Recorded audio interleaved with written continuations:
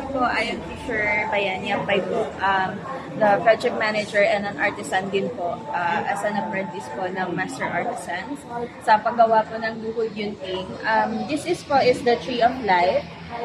It is a canopy or a wall covering that traditionally is being used in everyday life po ng Tausug people during before the 19th century po, during the reign of the Sulu Sultanate. Then, traditionally ginagamit po siya sa first 3 nights ng wedding because this tree of life symbolizes po na fertility, prosperity, life, and even afterlife. So, kaya po siya tinatawag the center and the main po ng design is tinatawag po siya sa amin ng langit-langit. Langit-langit. So, yung tree of life po is dito sa bottom part is po, yan po yung roots motifs. And then, dito naman po is yung sa branches niya po is the flowers and the top bottom po is the pod. So, ito naman po is yung kikitilan. Yan po. The pattern is from the pods itself din po. So, yung kikitilan po is siya po yung ginagamit around the corner po ng isang room. And dito rin po sa gilid ng canopy, pag nakasabit po siya, ginagamit po siya as a skirt ng canopy. Yes. So, slowly fading na din po siya. Actually, ginagamit po siya ngayon, pero ibang version po ng hand-painted version. Hand-painted. Tapos, nagiging part na lang po siya ng makikita na lang po siya sa event, public events, and others po, without being told yung story Sa niya. history niya. Yes po. Kasi po yung Tree of Life is hindi lang po siya part ng art ng Tausug people. Part din po siya ng identity. Yes, and it's history itself ng mga Tausug people. So ngayon, bukod sa events, parang saan mo siya sinasuggest na pag ni-revive natin siya, saan siya pwedeng gamitin? Kasi iba na yung setup ng house. Yes, yes. Since ganun po, meron po kaming ginawa na smaller version is po, pwede po siyang size na pwede po siyang i-frame, which is pwede po siyang ipang-decor sa wall ng house po. Na hindi kailangang baguhin yung shapes and the design. Nabuo pa din po siya. Pero parang mas complex. Same din ba yan?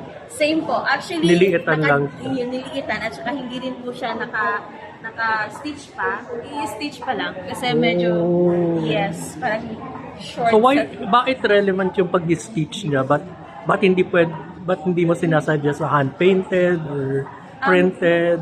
Actually po, hand-painted po is good naman. Okay lang. Pero the traditional one is different po yung hit niya, yung impact niya.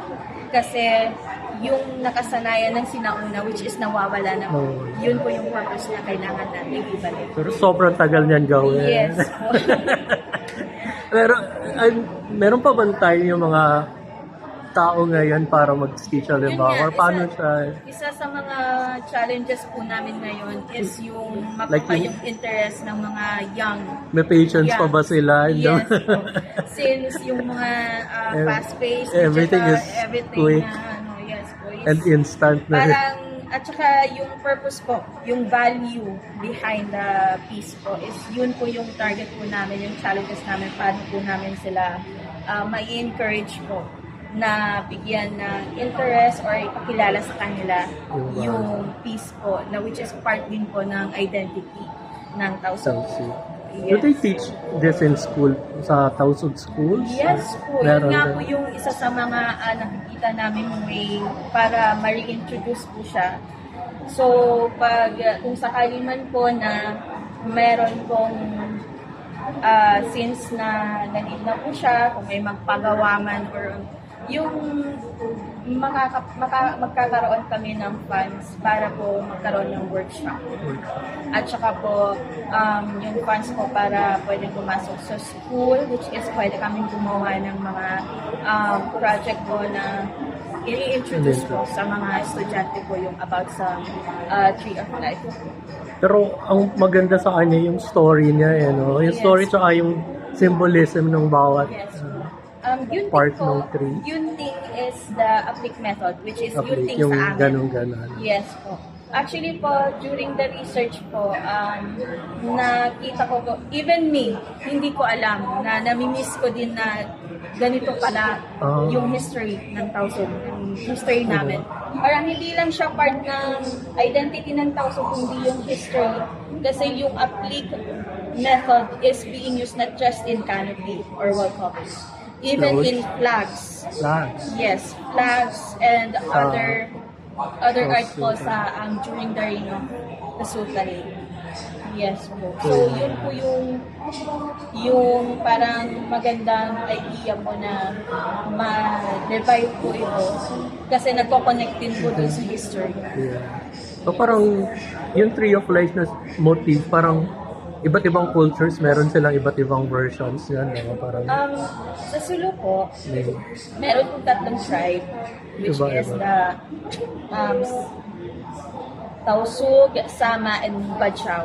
Even the Buguranon. But meron po silang different, the Sama people, meron po silang different version ng canopy canopy. or applique.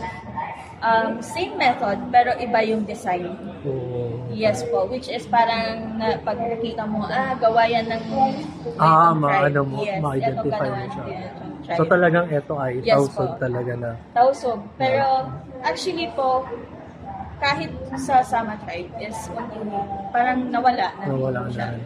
So parang kung siguro mabigyan ng chance, parang baka makonect pa doon na pati yun masama na i-reintroduce sa mga estudyante. Paano mo pala siya na-discover?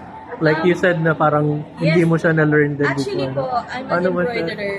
Tapos, Oh. there's this one time na nag-conduct po yung LGU ng workshop, which is first workshop din po ng master artisan po namin. So, she's very, very excited kasi yung na-invite is yung mga kabataan, yung mga younger age. So, that was my first time na nakilala ko. Parang, may ganito pala, may ganito pala. Tapos parang na-excite ako, naging interesado ako. Tapos, that was 2021. So, nung last year, nag-open yung for vinyl. So, yun po yung parang may nag-encourage sa akin. Bakit di pa nakwento mo sa akin na may ganito na parang, bakit di mo i-try? Sabi ko, sige. And it was unexpected ko na mapipili yung proposal ko. Pero I'm very glad talaga. Galing. Yes po. So, yung sabihin niyan, dapat tuloy-tuloyan mo yan dahil given the Kailangan chance. talagang kasi yung purpose din po is to revive, not just to revive, pero i-protect and Yung- keep it alive. Yun po. Mahirap yun, ha? Yes. Mahirap siya. Mahirap, pero good luck sa Yes. Thank you po, preservation thank you and so much.